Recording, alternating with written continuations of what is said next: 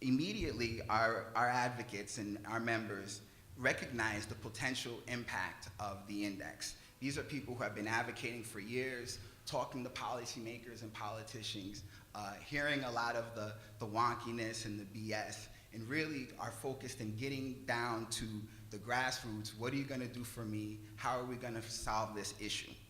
The index is a valuable tool because it confirms what our members and stakeholders have been saying for years.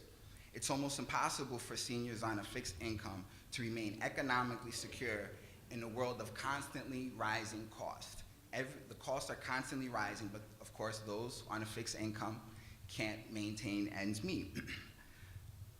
And this is particularly true, of course, with housing, as mentioned, and as we've had this big battle over healthcare. Those are two issues that vastly affect seniors. While the index report shows vast differences between the counties, the biggest variation is the outdated, outmoded model of the federal poverty level, as Maria had mentioned.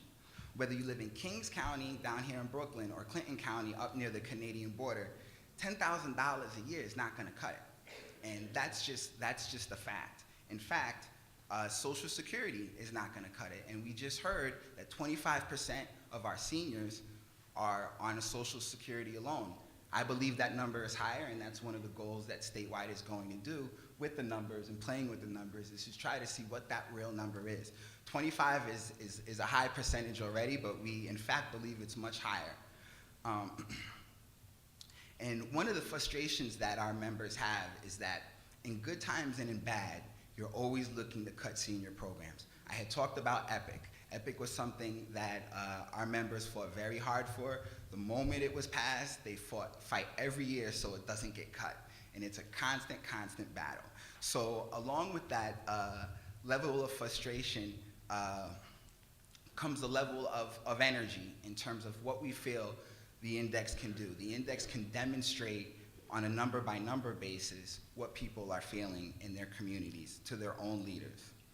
We ask that we urge other advocates, service providers, and policymakers to take the index and our policy recommendations very seriously. The index with its county by county data can help families, elders and their families realistically plan for their future needs. And almost equally importantly, if not more importantly, is it'll allow our policymakers to really plan for the future.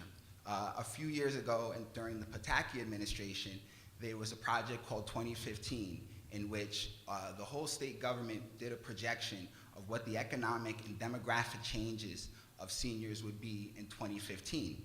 We're in 2010, and it's right around the corner. And during the Pataki administration, when those numbers were calculated, that was before 9/11 recession, that was before the Great Recession, and those numbers even then show that that was a problem that a Republican administration saw was an issue.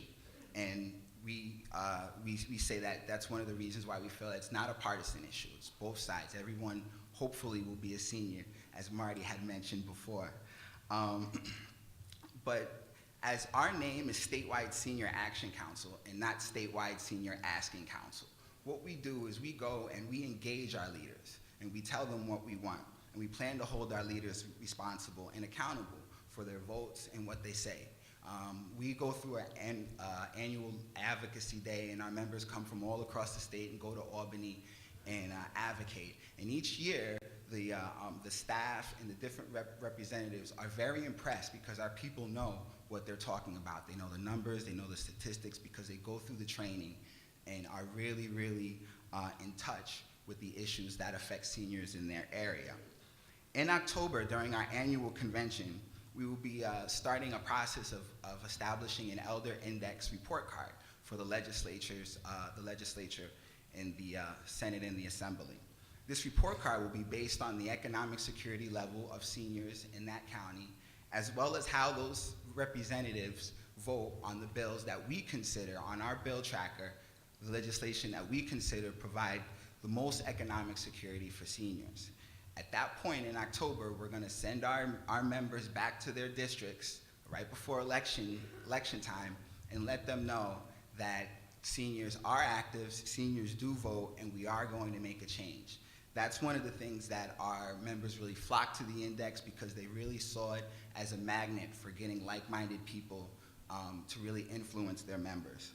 So I'm very excited for everyone to be here, and I'm very excited for this rollout. As Maria had mentioned, this has been a long process, a year process, and I don't officially consider the process to be kicked off until we hear from our next speaker, who is Nancy Yost. She's a senior advocate, a Brooklynite, and one of my board members on the Action Council.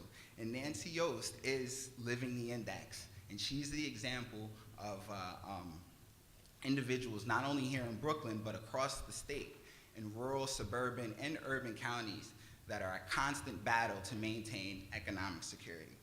Our policymakers will hear our voice. Our membership have done that throughout the decades, making sure that we're heard, and we hope for support from everyone in this room and all seniors throughout New York. Thank you very much.